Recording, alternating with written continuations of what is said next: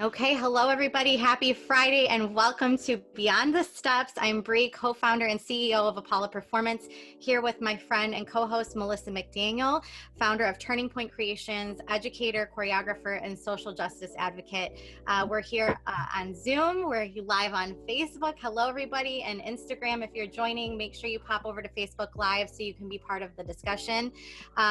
Throughout this episode, you're going to see Melissa and me looking around. It's because we have monitors to our right, to our left. We're chatting on Facebook, we're chatting on Instagram.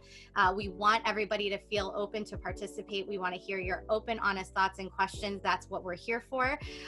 So make sure you pop the comments in the chat and questions, and we'll get to those throughout the episode.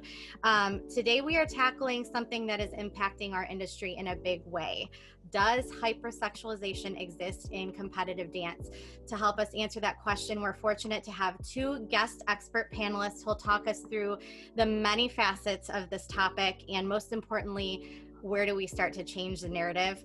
This is a sensitive topic and may trigger strong feelings and reactions in you. So please protect your peace and step in and out as necessary. Protect your space.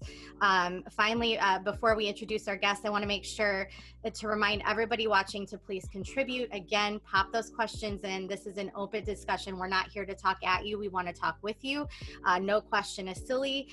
And this is a way we can step forward together. So all we ask is that you keep it respectful. So again, pop those comments in the chat or on Zoom or on Facebook Live.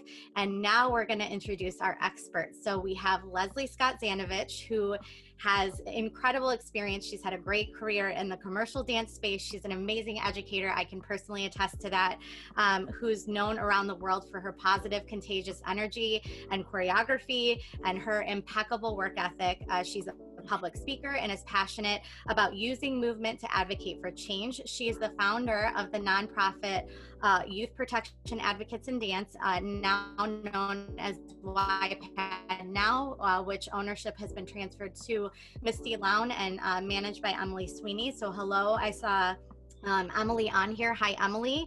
And their mission is to build empowered dance communities through education and activism and stop exploitation of children and performing arts to keep youth happy, healthy, safe, and dance.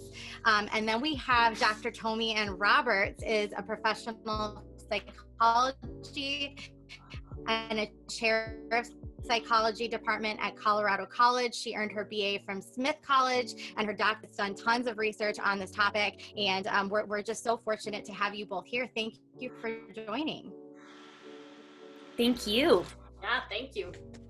Can you hear me okay, guys? Yes. Yep. Leslie, Can you hear me okay? Yes, I can. Can you hear me? Yeah. I can hear you now, yes. Awesome. So thank you guys for being here. I know that this is something that's been a really hot topic in our industry. So we look forward to chatting with you both, and feel free to just interject any thoughts as we're getting comments as well. We want to hear from you both and have you guys shed some light on this today. So with that, let's get started. Melissa, I think, do you have anything else to add before we get started?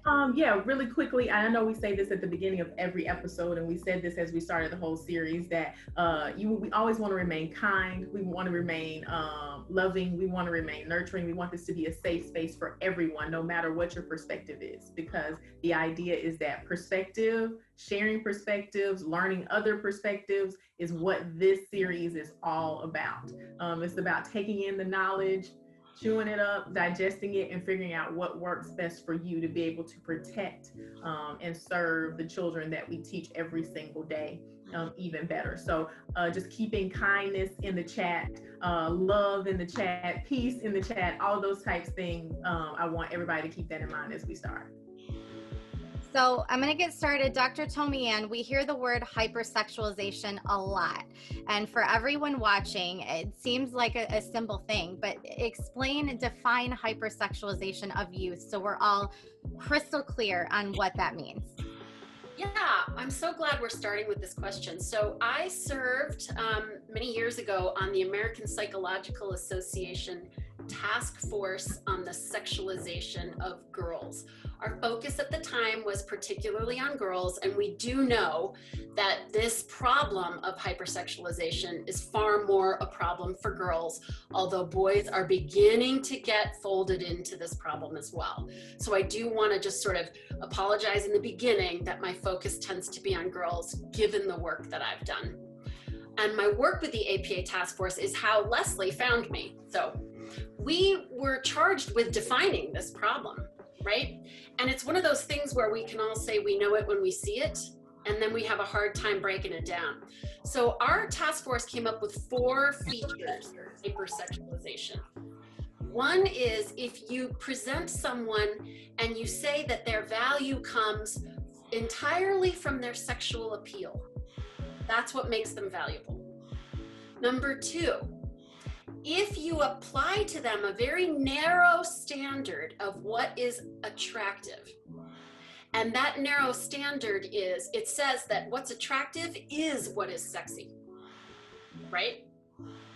Thirdly, when a person is objectified, when they're made into kind of like a passive thing, just sort of a tool for use by others, if we treat dancers as though they are a tool of ours for us to go and win competitions with them, then we are hypersexualizing them. And then finally, if we impose sexuality inappropriately, right? In other words, if a very young child has a t-shirt that says hottie, right? We're imposing sexuality on someone inappropriately.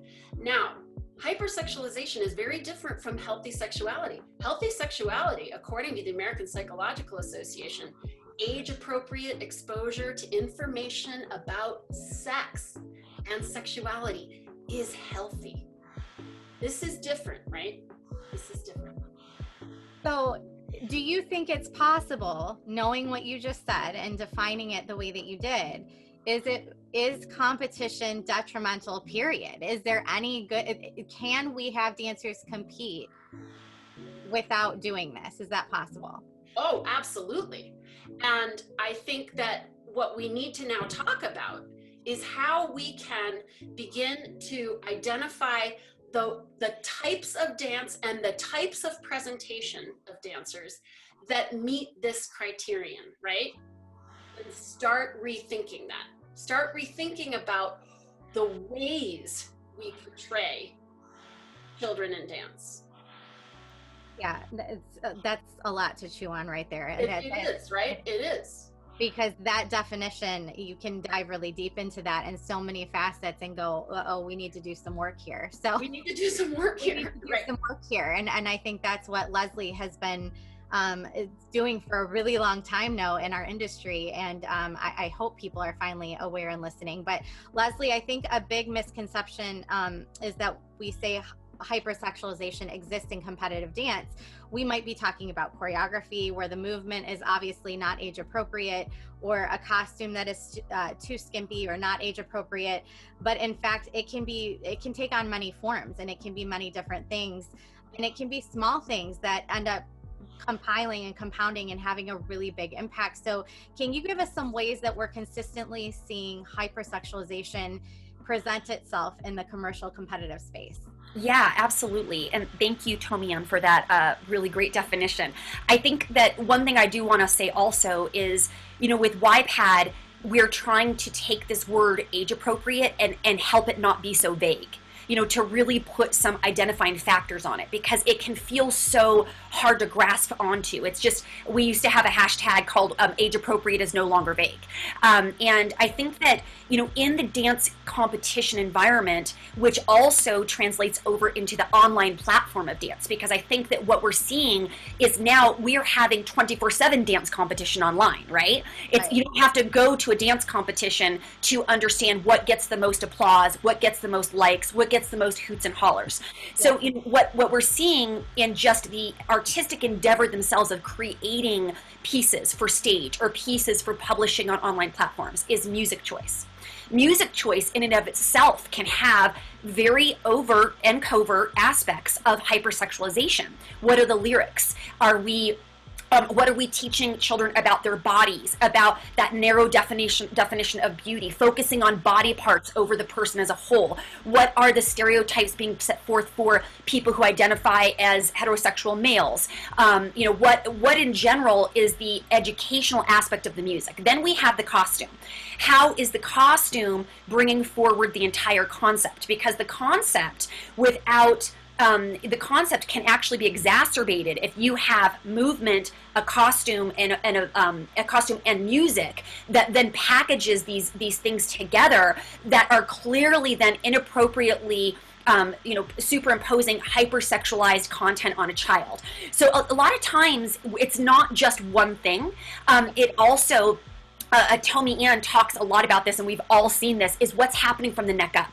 What is the look on the child's face? Are they doing, unbroken eye contact with the audience? Tommy Ann calls it the gaze. Where you're like looking directly into the judge's eyes, and the dancer is not so absorbed in their movement that they don't even remember they're on stage, which is what we're talking about with when a child or a dancer is so absorbed in the movement that they're not even aware that there's a third party that they're kind of performing to. But we see a lot of winking. We see a lot of lip licking. We see a lot of flirtatiousness. We see a lot of young children who naturally at this age would not be doing self-driven flirtatious behavior, but the coach or the student or the choreographer has trained them to flirt with the judge, has trained them to flirt with the audience. And the way that they stand, self-touch is another thing. Touching the body, the way that we have certain dancers touching each other. So it presents in when you think of pieces, music, movement, costume, concept. Those are the 4 areas that in YPAD certification we work with.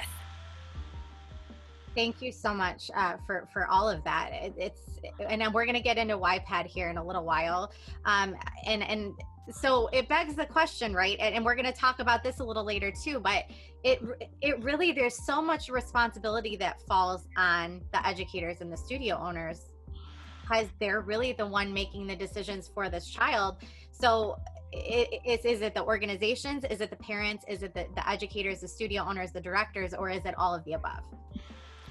It's all of the above. I mean, this takes every person. It's, our society is an interconnected web.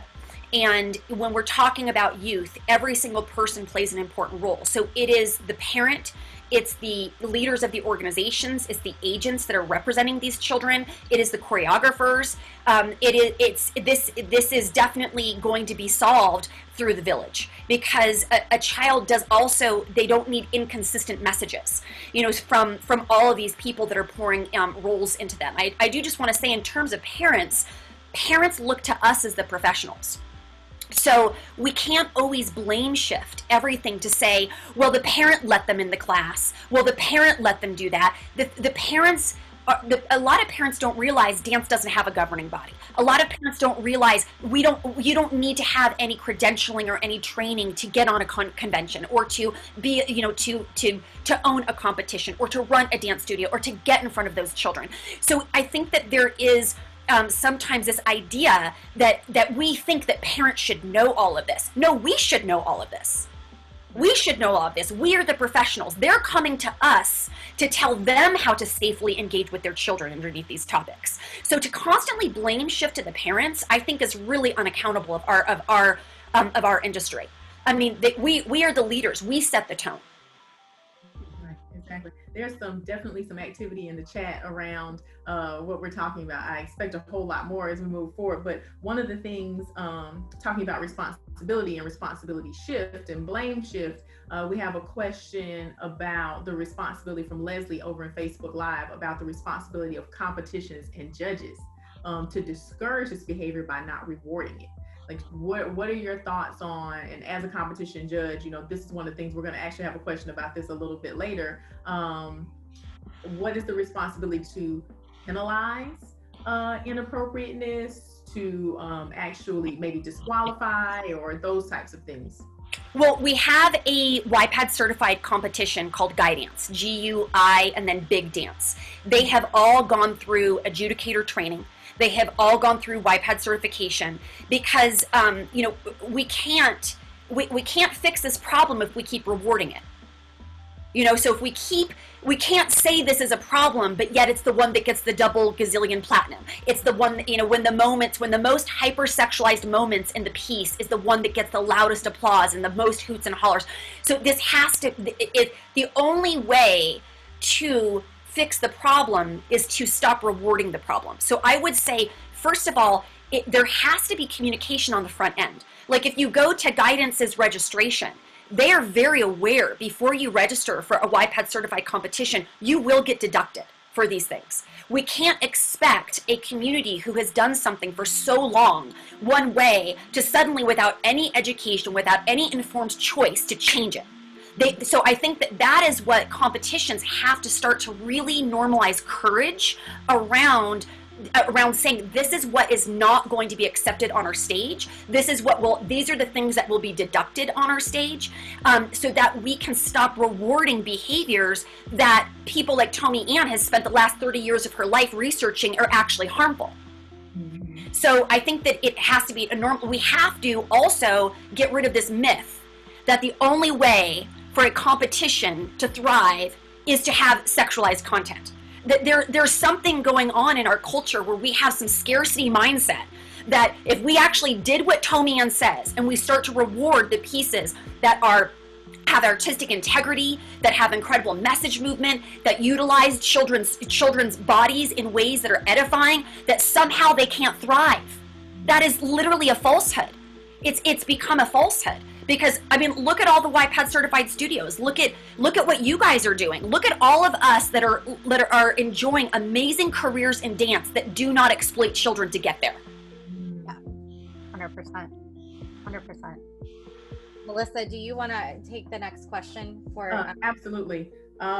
So I'm, like I've said before, I'm a competition judge. So I judge all over the country, and I see thousands of routines in addition to being a teacher. So as a judge, when we see these things on stage, how do you think that we should address them, knowing that these children may hear these critiques? Because I know I let my kids hear their critiques when we get back into the studio. What are some of the things that we can say that, not, like you said, keep a great balance, Dr. Tommy Ann, of, you know, positive sexuality and not making that negative, but not sexualization? Like how should we address that? I wanted to let Leslie start with this because I've never been involved in competitive dance, and so I don't know how that goes. But I imagine, one of the things that was ironically really eye-opening for Leslie and me, I consider myself the R&D, the research and development arm of YPAD. Mm-hmm. So my students and I are actually doing studies where we're identifying what are the movements, what are the elements that lead viewers to have reactions to dancing that you wouldn't want them to have, right? You don't want naive viewers to look away from a dancer because they're so uncomfortable. Why would you want them to look away? You want them to look at the dancer. And so we've developed this coding system, and we've identified a lot of these movements. And as Leslie pointed out, many of them are actually from the neck up. Yeah. So I think that maybe, and I don't know what to say to you as a judge, but it does feel to me as though delivering feedback that asks the child to consider whether or not they were trying to compel the judge to look at their body as opposed to appreciate and recognize the technique and the flow of the dance itself might be a way to start. Did their teacher train them that they needed to do something with their face to keep the judge looking at their body and not at the dance? Because that would then qualify for one of those criteria I just mentioned. If we see the body as just a collection of parts, then we are not recognizing that that dancer is a full human being.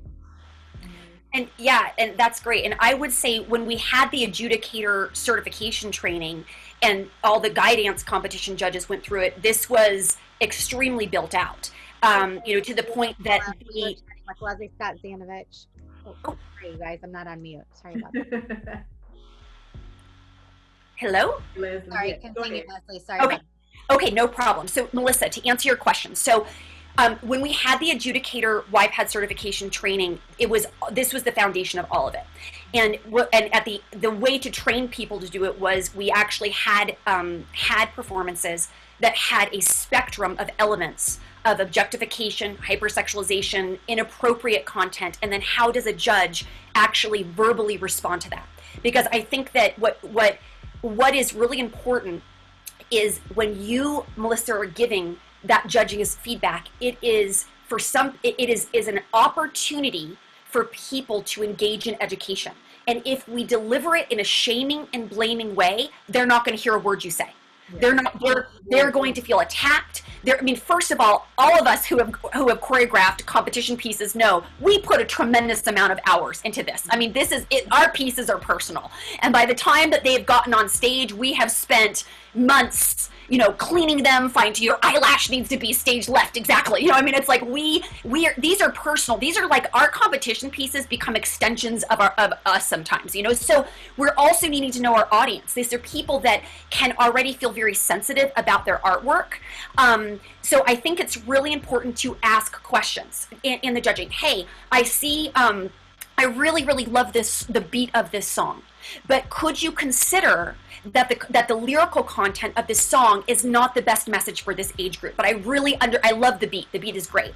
Oh, wow, the colors of this costume pop. They are amazing on stage, and I can see why you really love the colors of this. However, the style of this costume for this specific age group, I feel is increasing an hypersexualized tone. Could you consider next time choosing a different costume? I see where you're going here with the concept. I feel that you're really passionate about this concept, but I also think that for 10-year-olds, this concept wouldn't be self-driven. Could you consider next time putting a concept on a group of dancers that could actually own this as their own, as you have owned this as your own? But I don't think that 10-year-olds, that this would be a self-driven expression of themselves. So using words like, can you consider, putting in the compliment first about what do you like about the song. The beat is sick. The bass line is dope. I love that. The colors of the costume are great. But using words like would you consider?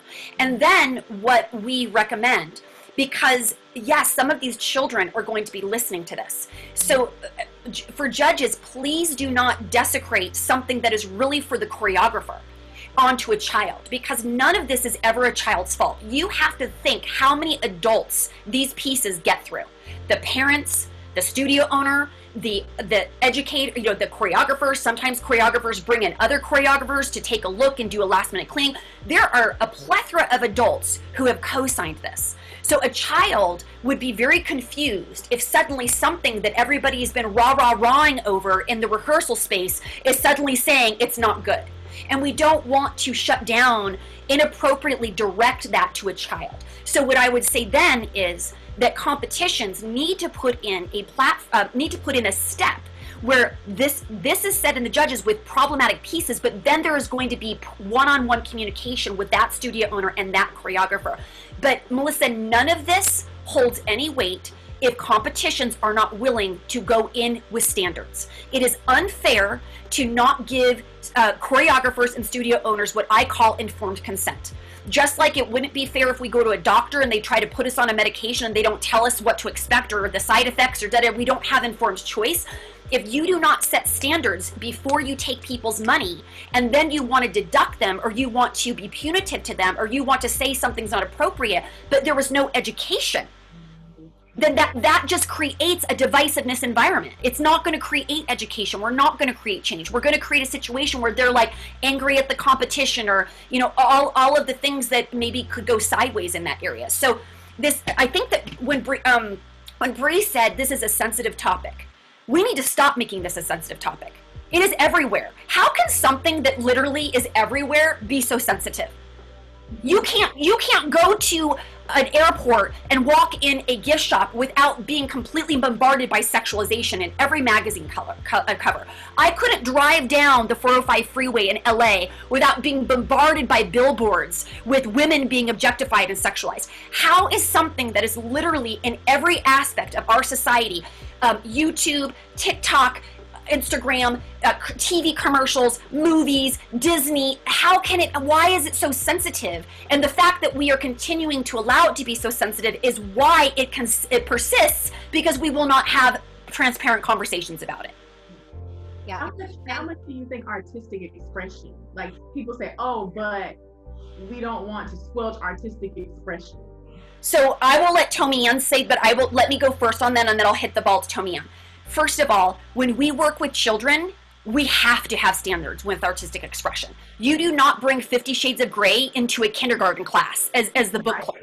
You don't bring a fully nude model into a 4th grade class for art class. These are things that have appropriate spaces as a child develops. It develops in their brain, in their body, in their emotional, physical, and sexual maturity, and their identity. So this idea that somehow when we take on the role of being role models, influencers, and protectors and advocates of children, that somehow it's squelching my artistic freedom, it to me absolutely discounts my accountability in protecting these children. If you are making a paycheck off of protecting children, it is your obligation to make sure that you do no harm in the process. Well, and if you have a vision that's not appropriate for that group, then go choreograph on a more mature group of dancers. Just adjust you have to compromise your vision. Yes. And I will quote Tina Landon. A lot of people know who Tina Landon is. She was the choreographer, the artistic director of Janet Jackson's Velvet Rope Tour. I mean, Tina Landon is an icon. And she said in one of her YPAD videos, if you cannot figure out how to artistically choreograph for children in an appropriate way, and you think that you are being policed to be asked to do so, then you're really not that creative. I mean, that's Tina Landon's. That's about as blunt as you can get with it, but yeah. I don't necessarily speak that blunt, but that's what Tina Landon said. It's like, true. I mean, if you can't figure it out, then you probably shouldn't be doing that job, right? Yeah, and then I think Tommy Ann has some really good insight too about kind of that artistic freedom point, aspect of it. Well, I'm not sure I do. I can try. I mean, one idea that's always struck me is that I recognized when I first was having these conversations with Leslie would tell me that a lot of choreographers would say things like, these kids don't even know what it is. Like, it's so cute because they don't realize that what they're portraying is this adult sexuality. And that appalled me so much. This idea that you would actually choreograph movements for a child to engage in, and you would think that that was fine because the child doesn't understand. What? That is abuse in my view, right? That is using a child as a tool for your own expression, right? And counting on the child, him or herself, not recognizing it. One of the most profound consequences of being treated in a sexualized way is that you internalize that. You come to view yourself as someone whose value and worth is only gained by your sexualized behavior and appearance because it's been rewarded. And so you internalize it. You're a child. You're trying to figure out, right? Well, and all the adults around you are, I mean, they're okay with it, seemingly okay with it, and so why wouldn't you? And how much because sometimes too, like I know as a director, when I was a teacher and a director, sometimes kids don't know what to do with their face, and sometimes they don't ask, but they'll just come out with these things that you're like, where did you get this from? But how is social media and the right. Where did they get it from? All the places Leslie just said. Right. Of course, I can remember being in a dressing room with my 6-year-old niece, and she wanted to try on a bikini swimsuit, and my sister and I were like, no, 6-year-olds don't wear a bikini. You wear a one piece, right? Yeah. She tries this thing on and she does this exotic erotic dance in front of the mirror, and we're like, what? she knows how to do that. She's seen it everywhere around her all the time, all the time. One idea about what to do with the face that is really striking me as my students and I continue to code dance videos is smiling. Children smile and laugh far more, hundreds and thousands of times more a day than adults. Why are children who are dancing not smiling? Great point. A great point. Great question. Because it does, I don't know why is that? Because why is that, Melissa? Why are we not telling them just smile? You know, why? That's a naturally and instinctive thing for a child to do. We know that children smile and laugh thousands of times more a day than adults. Why do they feel like they need to go beyond that? Why do they feel like they need to go beyond that? That's a great question. It's a great question. Because does it get rewarded more? Well, I think it does. I think it does, because I think we have a society who for some reason really loves to see packages of pop stars on little people.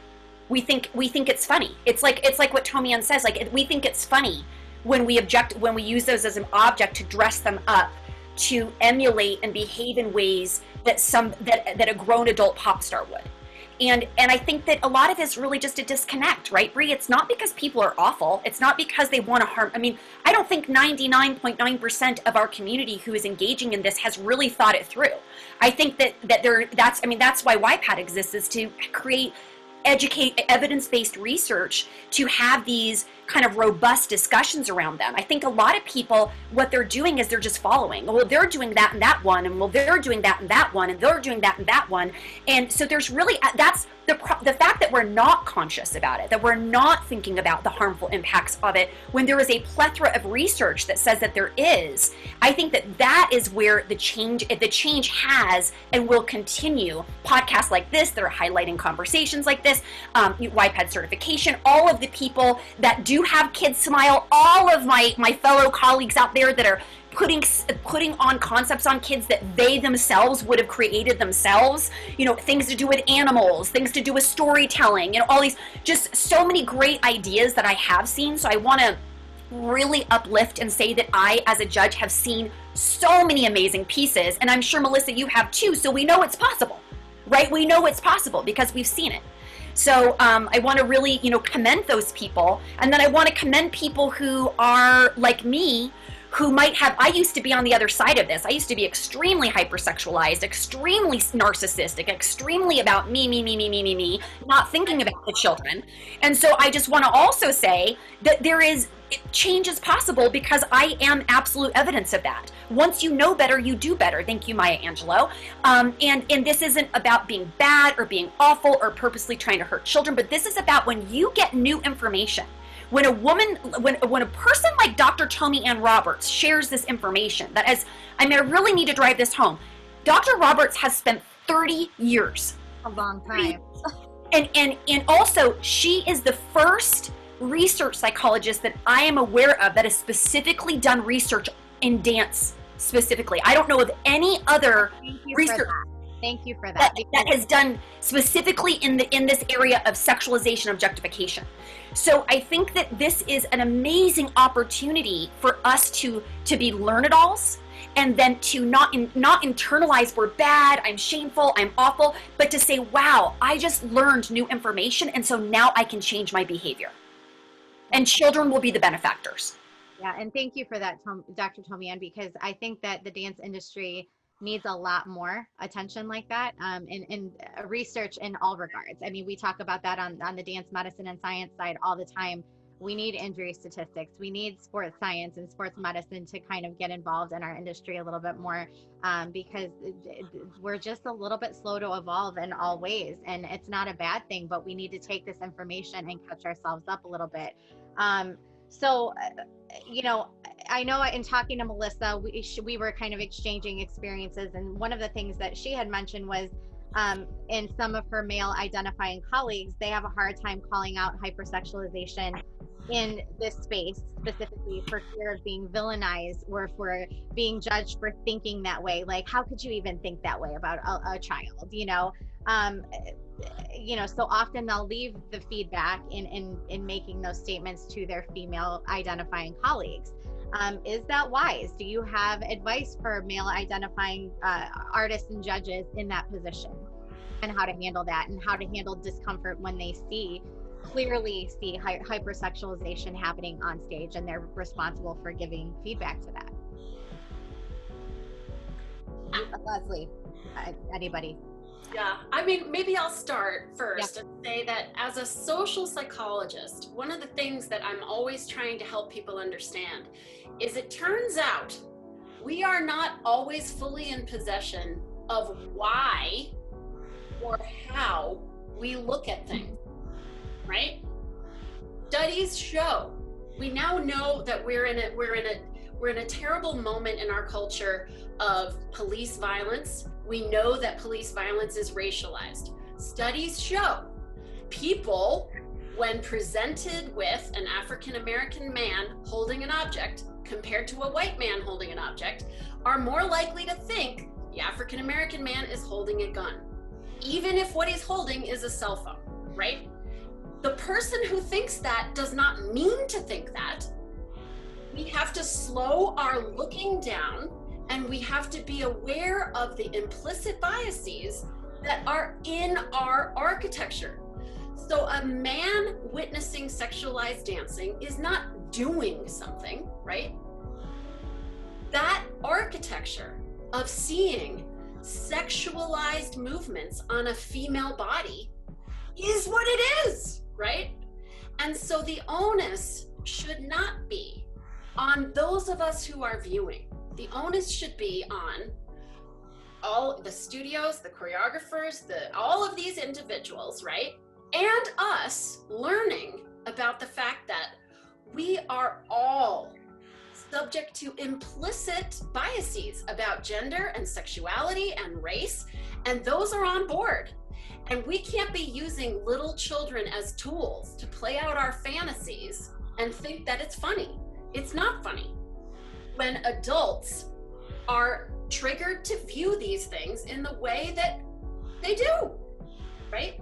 So all of this is an important part of educating. And I think that one thing that Leslie and I were talking about, as far as our male colleagues, I think that's so important is, so we've mentioned time and time again already today, this idea of an unbroken eye gaze, lip licking, not smiling. This kind of way of viewing an audience member is an invitation to sexuality, right? Now, that male audience member is very disturbed. He looks away, right? It turns out research shows that the only way we can empathize with another human being is to make meaningful mutual eye contact with them. So all of this is a recipe for a big problem, I think, especially for men. They want to look away. Mm-hmm. What we want to ask them to do is not look away, right? Okay. Yeah. So Tommy Ann and I had a good back and forth about this. So, and she said this, and I said, and I was like, oh, they can't look away, because if they look away, they miss the opportunity to have the empathy that children are being sexualized and objectified. And one of the things, so I've talked to several male colleagues, and I do just want to say that a fear that so many, why they look away is because they are afraid of an unconscious, inadvertent moment of attraction. An unconscious, kind of like that implicit bias, that architecture that is not even conscious of attraction, arousal. I mean, we know that even in people who have been sexually assaulted, fear and arousal have a lot of the same, chemical components. So it's a fear. They look away because they're afraid. They look away because if they have that moment of that like immediate feeling of it, that they're bad, there's something wrong with them. They want to avoid it because it is so uncomfortable. But in reality, what Tommy Ann just said is what we need our male identifying colleagues to do, which is to sit through the discomfort, which is to trust that in that moment of their architecture, they also have all this other amazing stuff inside their brain that will click in, that will come and intercept that moment and say, wow, these are children. And this is, and this is, this is harmful. And I need to use my voice to be able to speak up and say something. Because it's not just, men are not just uncomfortable because they're attracted to this. Men are uncomfortable also because men are advocates of children, just like women are. Right. Men are allowed to advocate for children just like women are. So I think that by disengaging, we first of all make this now females are the only ones that get to be activists around this. Right. We've had things like that too many in our society. No, we need men's voices. Men's voices need to stick up. So we can't just blame shift this onto the females have to be the ones to protect the children. No, we need the men to sit through the discomfort, get educated, find their voice on this, be kind, be calm, and it's literally not only because they're a man that they're uncomfortable. To get past this idea that it's only because they're a man that they're uncomfortable. No, they're a human being and they're uncomfortable witnessing a child being exploited. Thank you guys so much. So we want male judges to not look away, to give that constructive feedback in the way that you were suggesting they say it earlier. And we want them to do that. And really, I think the way that we can get male judges to feel comfortable is by encouragement from their organizations, that they are supported within that organization, right? That they're not right. Backlash if a studio comes and complains that, well, I heard this on my critique, and that organization really has to draw that line in the sand as well. Right, and to also not feel ashamed if there is that moment of oh, that intrigues me, that interests me. Our society is bombarded with sexualized and objectified images of the female body all day long. It is not surprising that men's brains are wired in a way that they could have an implicit response to it that is not something that is fully conscious. So to recognize that is something that our culture has created by the way that our brains are neuroplastic and they get wired, so to really trust themselves, trust their compass, their North Star to protect and love on these children, and to that whatever discomfort that they're feeling, that they will get over that to then help the bigger problem, which is we're there to actually help the discomfort of the children. So it's also, and I do not mean this, I love and respect so many of my male colleagues, but we have to also not make it about their discomfort. So they look away, they say to the female discomfort, you have to handle this, I'm not going to handle this. It can't all be about them being uncomfortable. They need to join this conversation, and we need them to join this conversation. We need everybody to join in on it. We need everybody to join this conversation. Quickly to put a cap on, because this is so robust. Like, we could go on for days and days and days and days and days about this, but we also have to, as dance educators who are hearing these critiques, be able to receive from a male presenting judge that information without going, oh, such a perv. I'm not going back there. You have to be able. So I want just from a heart space, if we have dance, which we do clearly on Facebook Live and here, dance educators to be able to receive that information from male identifying judges as well. And then I also there've been a few questions in the chat about costume, and I want to talk about specifically the question was, midriffs being shown, specifically for music that is Christian music or music that lyrical routines. But I want to take that even a step further. Is there an appropriate time for a midriff, or does it lend itself to what you said before with the intention and the purpose behind the piece? Does it fit? Or is there an age that you think, oh, you should show midriffs, or that's appropriate? What do you think about that? The specific reference was a costume and lyrical to Christian music, with the example of Via Dolorosa, Ave Maria, Gentle Savior, etc. Toby, you want to you're gonna give that to me. Oh, thank you for the. Okay. Who's asking this question? What's the person's name? Tiffany Jane Lime Alfonso. Okay, hey Tiffany. All right, so I will be repeating some of the things that Tomi Ann has said. So first of all, the reason why Tomi Ann, can you just explain why you said about the 6-year-old in the bikini? Because let's first just talk about, so because when we're talking about the midriff, what we're really talking about is the breasts. That's really what we're talking about. Right. So we think that what is revealed is what is sexualized. It's often the other way around, right? It's what we've covered. If we cover this area, right? If we cover this area of a 7-year-old who is female, but not a 7-year-old who is male, what are we saying? We're saying that this upper area is a no-no. And so one of the things that midriff costumes do is it's not just that they show us a small child's belly, it's that they say you may look at this belly and no further up, right? And then of course you do look further up. We're doing studies using an eye tracker with my students, and we are finding that in the more highly sexualized dance videos, with movements including the facials we've been talking about, costumes like we're talking about, naive viewers end up looking at that chest area way more than they otherwise would, right? So we have to, it's not just about showing skin.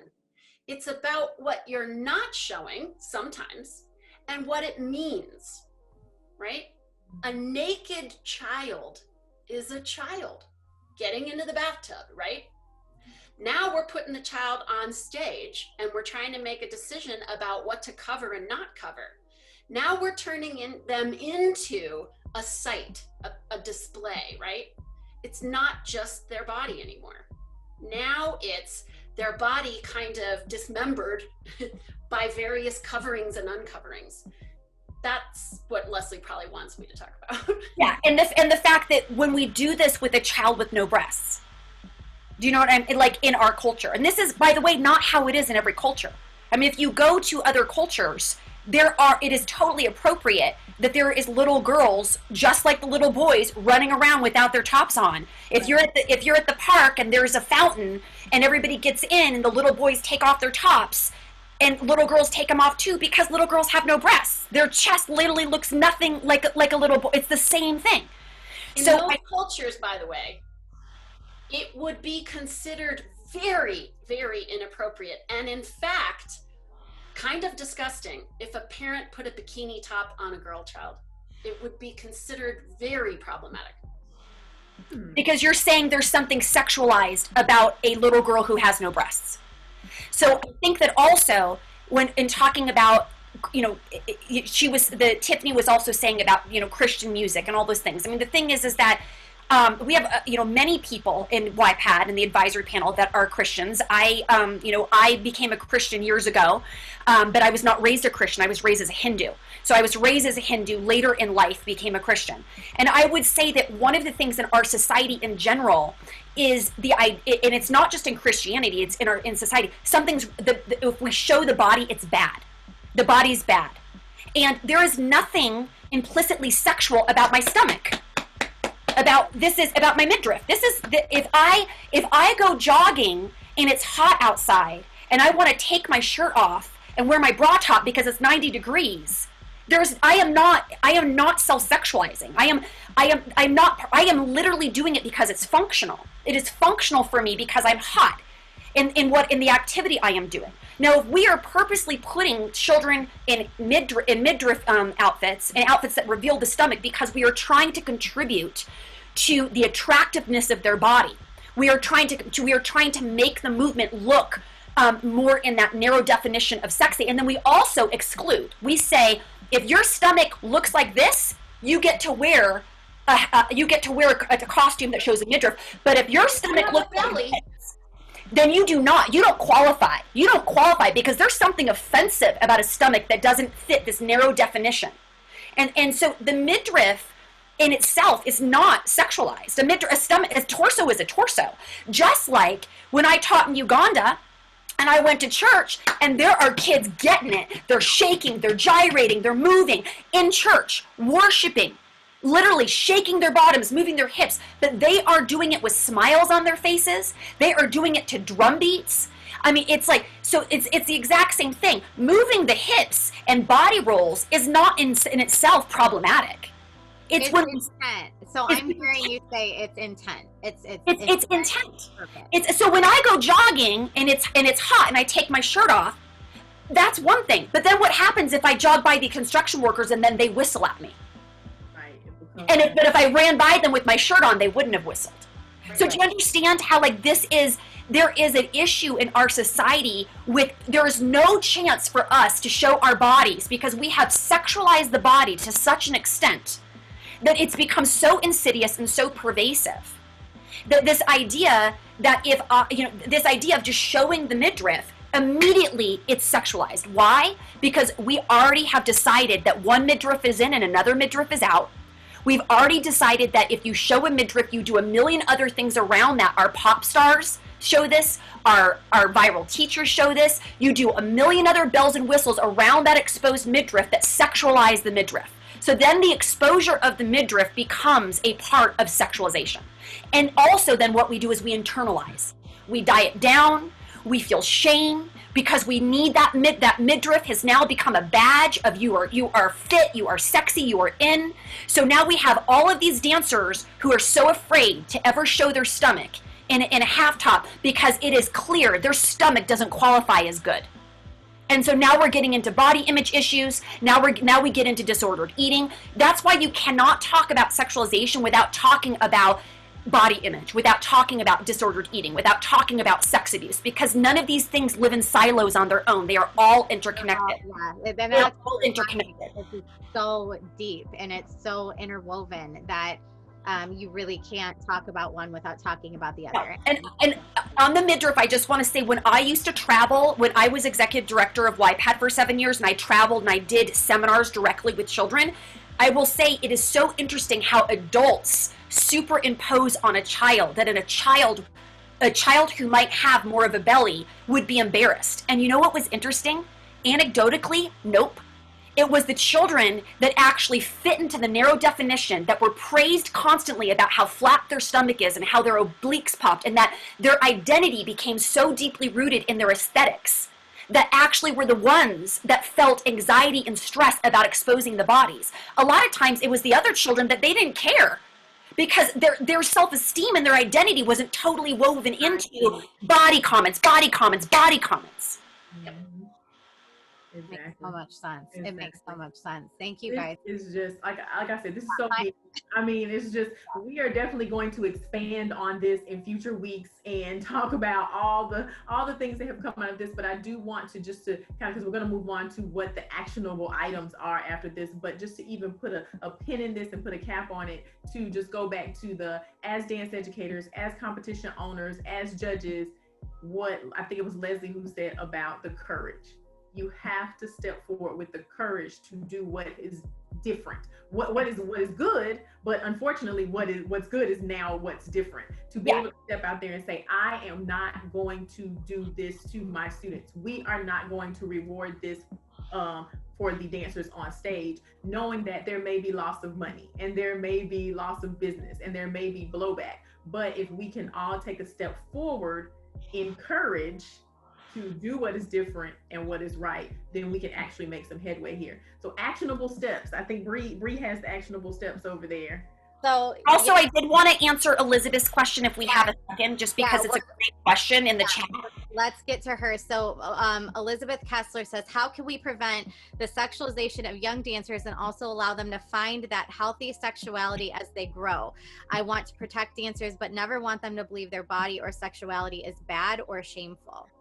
So I also want to tag team this with Dr. Tomian, but I want to say, Elizabeth, great question. And I think that, I was in Hollywood for almost 20 years. I taught at Millennium for 12 years, and I taught at Edge for 14 years on faculty, and I've traveled everywhere. And I think one of the things that we have gotten kind of confused, that has been hijacked, is this idea that sex is performative. This idea that sex is now performative. And what is interesting is when Tomi Ann's going to talk about healthy sexuality actually has nothing like, it is not actually, how we see sex is actually not healthy sexuality.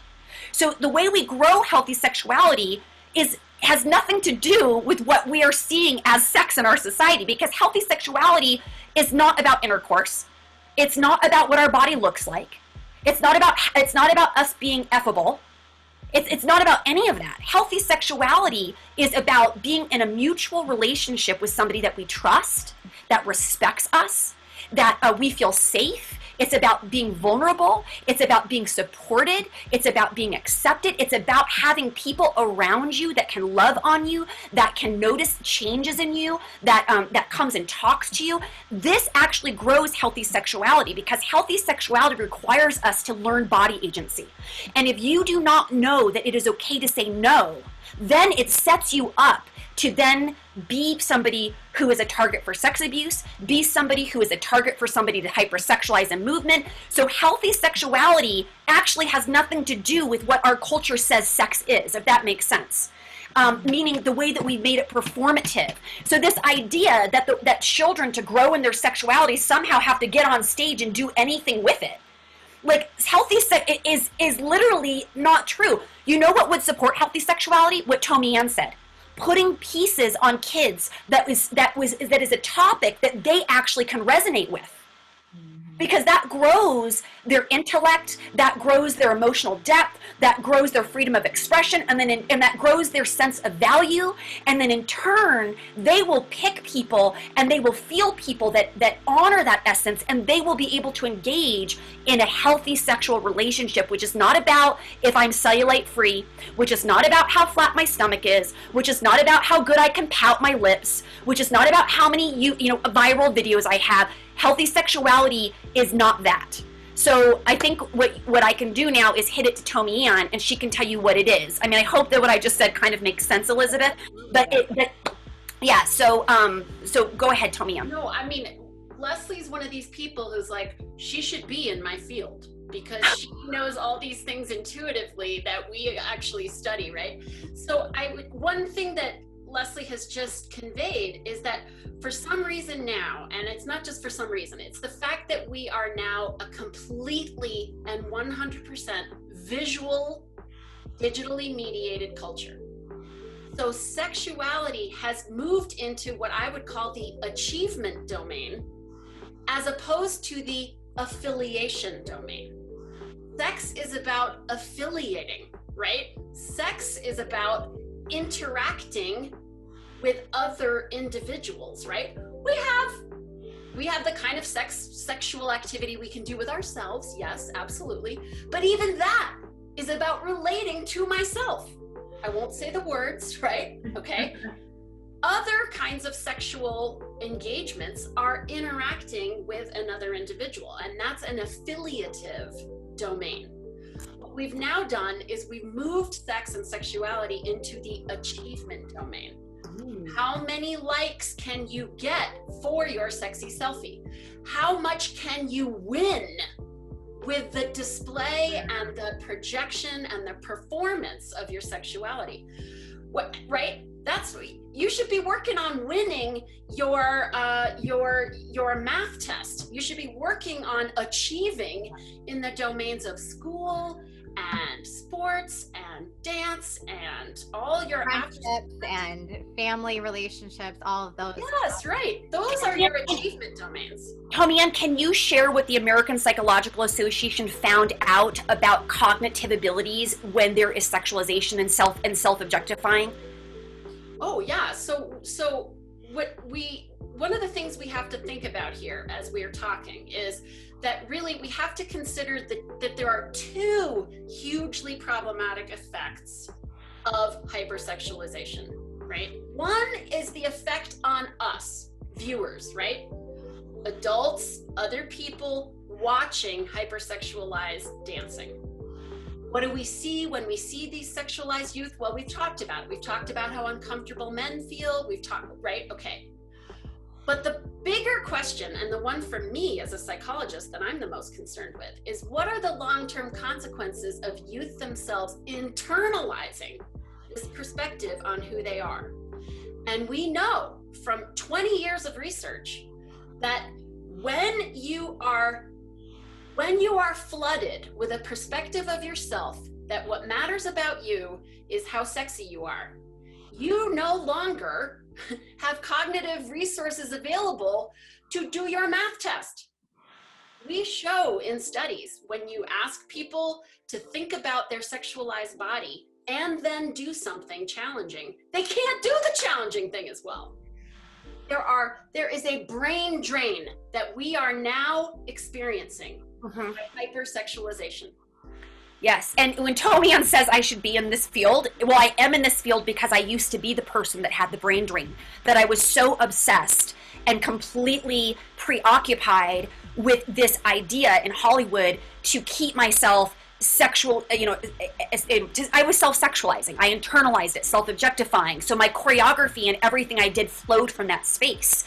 And I 100% fit the evidence-based research. I didn't do well in other areas of my life. And I was falling apart mentally. And I may have looked fit, but I certainly wasn't doing fit behaviors in order to get that aesthetic. So this is literally one of the biggest reasons why I started YPAD. Okay, so I'm so sorry that we just went down that path, but I thought it was... There's so much to talk about, and we are not ignoring it. We are going to get to all these topics in future episodes, and hopefully have Leslie and Dr. Tomian back with us on future episodes. This is not the entire conversation by any stretch. So we're trying to hone in on hypersexualization today, but the subtopics from that, we will get to them, we promise, and we will come back and address it all. If you do have questions you want us to address in future episodes, please put them in the comments or the chat, or you can email them info@apollaperformance.com. So there are, we agree that hypersexualization exists, and now there's the research that shows how harmful it is to children and young dancers, but we want to go beyond the conversations. I think one of my biggest frustrations being on this journey, and things I talk to Casey and Melissa about a lot, is action, and how do we change it, because it's been going on for so long. And Leslie, something you said to me the last time we chatted, I think it was on Insta Live, you said, well, how do we change it? And I said, it just frustrates me because nothing gets done. And you said you've been working on this forever, and people shut you down and didn't listen to you. And really the biggest thing that we can do is education. It's what inspired us to do the StEPS initiative, this series. I know, Leslie, it's what motivates you. Dr. Tomian, it's what motivates you. So we would love to hear from each of you, and you can, whoever wants to go first is fine, but what is one thing in your opinion that we can do now collectively to start taking a step towards change in this regard? Do you want me to go? Do you want to go, Tomian? I think maybe I'll start, because I know Leslie will have a lot more specific suggestions. But one of the things Leslie always says is, and I'll just repeat it here, is that we have to stop shaming and blaming others and ourselves, right? So we have to slow it down. We have to recognize we all grew up in a society that wants to tell us that female bodies are worth only one thing. We all grew up in a society that's racialized and sexualized and ableized and classicized, and we are all bringing that to this project. And we need to stop and recognize that children deserve for us to take a minute, stop naming and shaming and blaming, and recognizing that if we can slow down, if we can have more workshops like this, we can begin to undo this. We can begin to undo it. And we want to say the whole time that the reason we want to do that is for kids. Because these are kids that are going to grow up and be the next great choreographers. And they're going to take the mantle and do this work. Yeah. Right? Yes. And it's about them. It's not about our guilt and our shame and maybe the part maybe that we contributed to this. It's about, like you said, undoing and unraveling. So with that, Leslie, what is the past is the past. Yeah. We got to move forward. I am always going to come back to this because it is truly, in my opinion, that profound. Get YPAD certified. It is it is not because I am the founder and yes, I created YPAD certification, but you know who I created it with? Amazing people like Dr. Tommy Ann, Dr. Christina Donaldson, Katie Gatlin, Misty Lown, all these amazing therapists. Change cannot happen if it only is here. Okay, yeah, we know it's kind of bad. It has to go here into the heart. And when you go through YPAD certification that has modules on eating, we connect the web. It is a web that is connected. And when you get the language and the inspiration, it's kind of like people who believe in something, but then if they actually go and protest, it's like you get much more invested in the cause because you're just like, it like amps you up and you're just like, oh, I get this now. I'm more educated. It's like education is not just a word. It is an action. And then you know what happens is then also you get into a community. Like one of the visions of YPAD, and we have thousands of YPAD certified educators. We have hundreds of YPAD certified studios. But like YPAD is developed so that it should be this golden standard. There shouldn't be a competition that hasn't gone through YPAD. There shouldn't be a studio it's first of all, it's free will choice. It's not, we don't want to be some government agency that's imposing education on people, but it should be when you educate, you self-regulate. When you educate, you self-regulate. And just like, you hear our passion and your passion, the only reason why we did this is because we started to educate ourselves. And then once you know more, you're like, I gotta share this. Oh my goodness, that makes so much sense. It just felt visceral. But now, like when I met Tommy Ann, I was like, everything that I'm going through, you have put now into, scientific evidence. It's like it is this beautiful tool, the education to set standards where things aren't weird and they're not vague and they're not ambiguous and we have training in YPAD how to be an advocate that doesn't shame, that doesn't blame, that is inclusive, that because it doesn't matter if I sit down at the table all day long with people who think like me. I want to be at the table who don't think like me. I want to be at the table with the people who are actually creating the content that YPAD was founded to counteract. Because if I can't change if I am not able to engage with the people that are doing those behaviors, and I can't engage with those people if I've shamed them and attacked them to the fact that they think I'm going to eat them for dinner, so they're not going to come to my table. Yeah. So I think that we have YPAD certification coming up, a digital course. Tommy Ann will be one of the educators on it. Dr. Christina, Katie Gatlin, Mr. Richard, Misty Lown, me. Normally, YPAD is an online self-driven course, but we're doing a 6-week digital course. And it starts on October 26th. It's going to go from October 26th through November 30th. It's every Monday.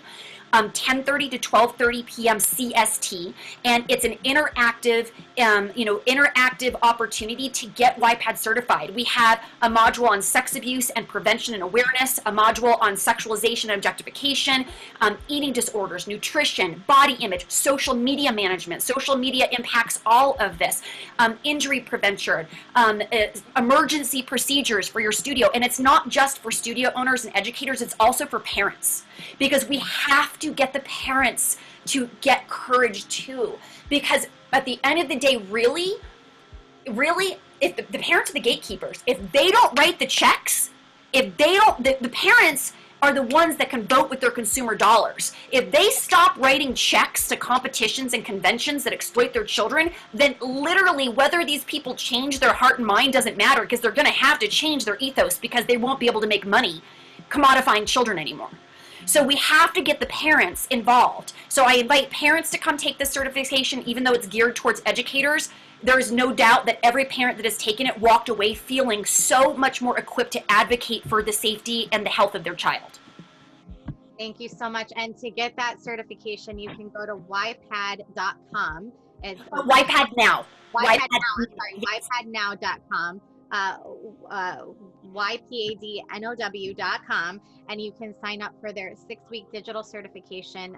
They are fantastic. And so one more thing I want to leave you with, and then I know Melissa is going to close us out, but so you said parents write the checks.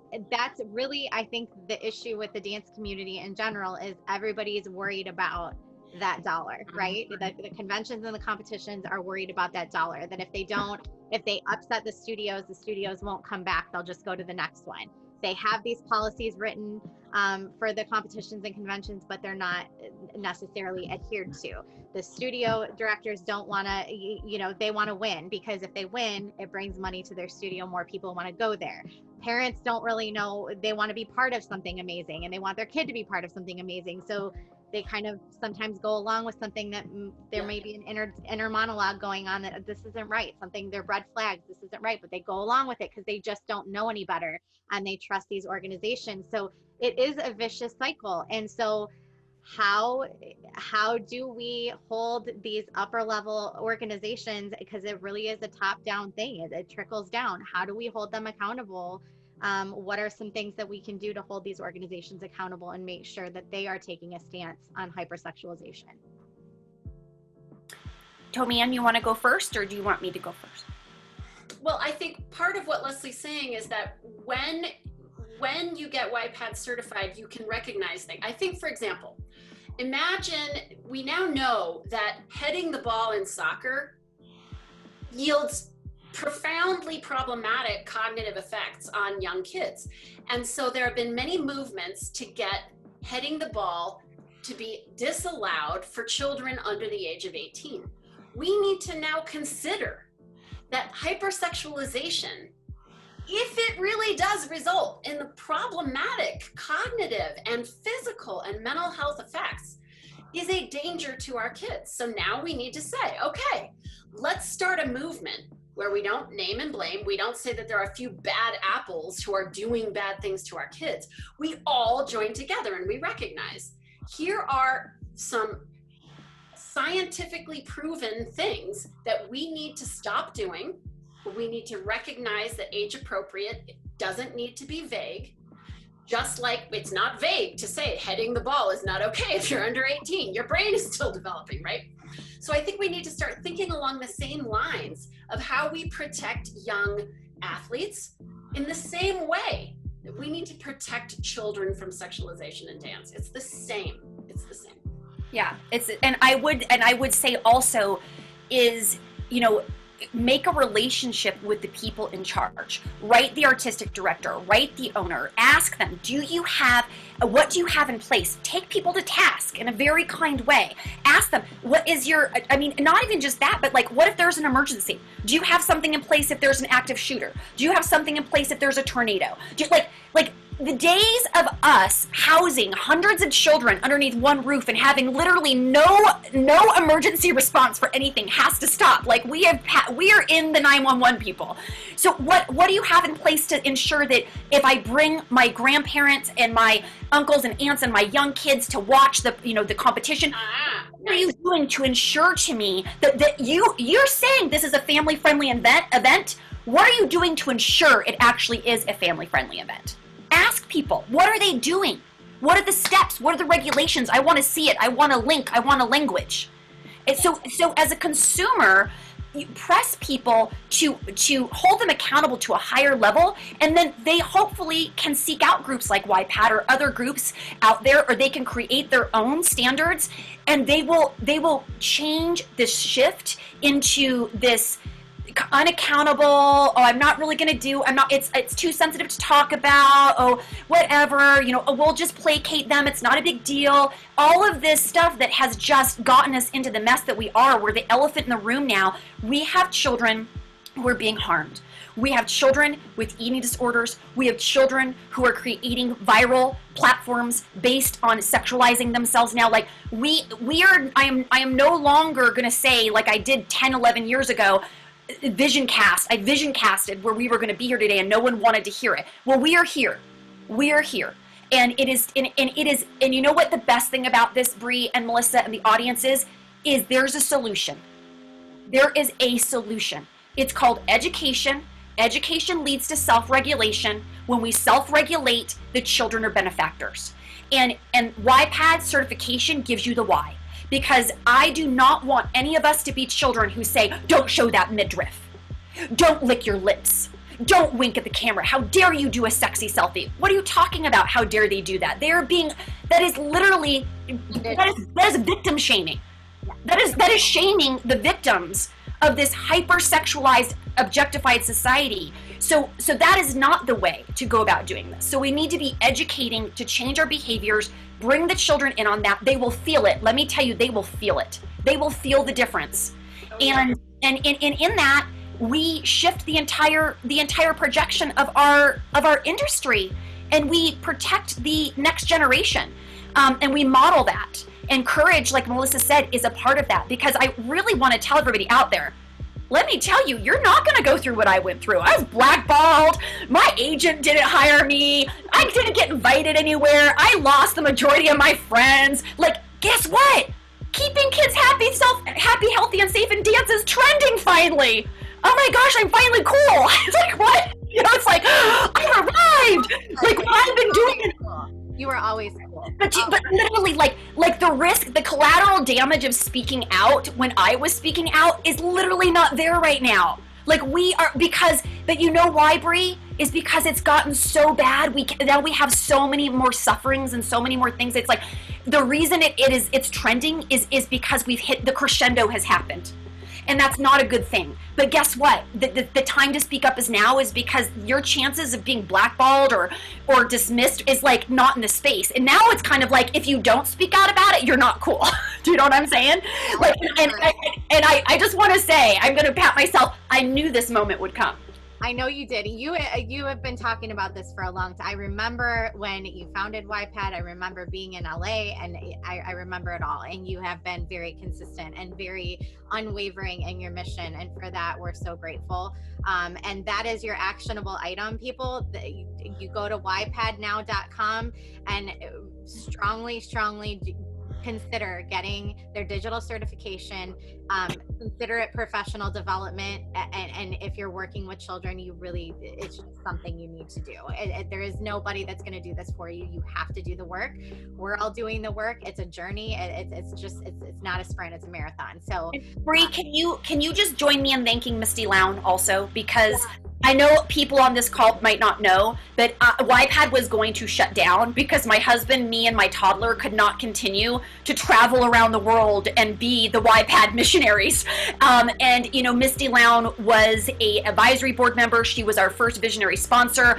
And, you know, she took over YPAD. And yes, I'm still on the advisory panel. I'm still involved.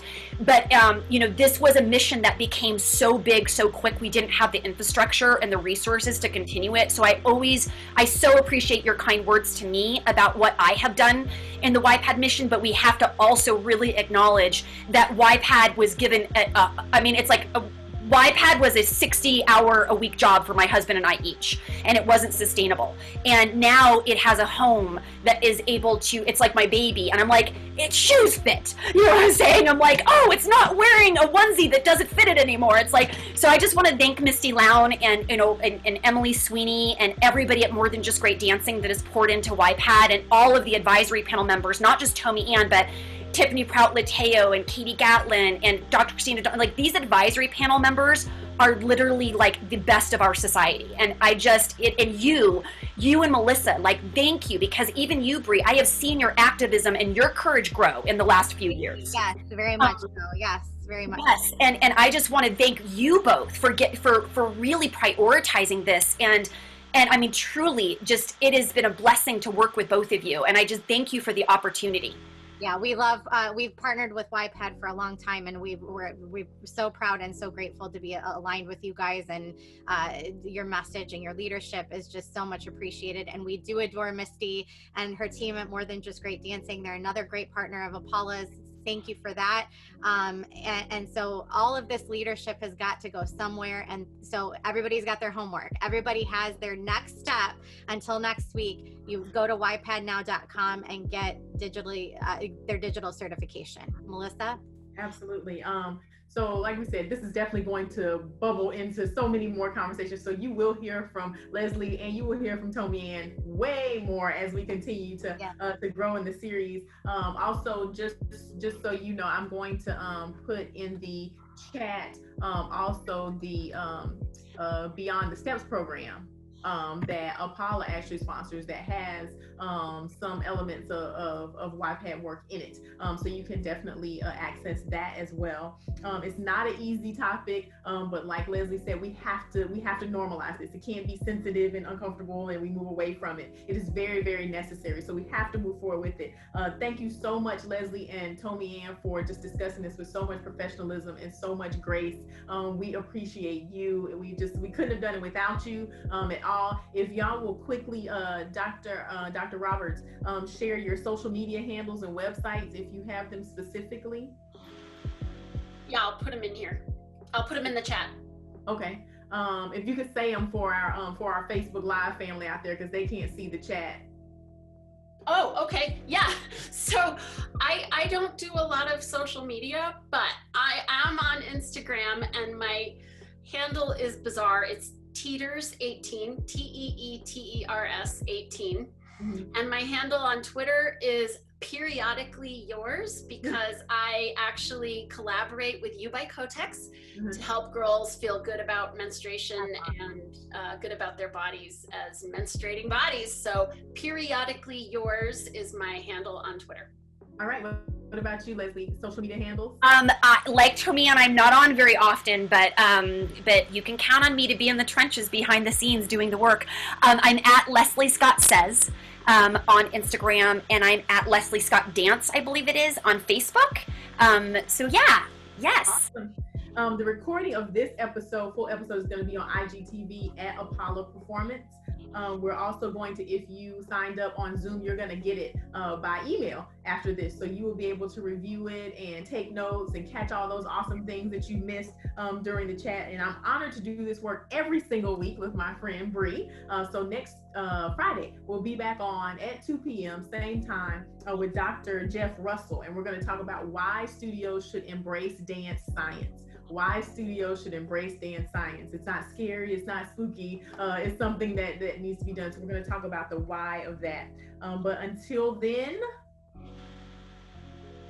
enjoy your journey beyond the steps. Take a deep breath. It's a lot to take in, but make sure you do your homework, and we will see you next Friday on Zoom or on Facebook Live at Apolla Performance. Thank you, everybody. Have a great weekend. Thank you.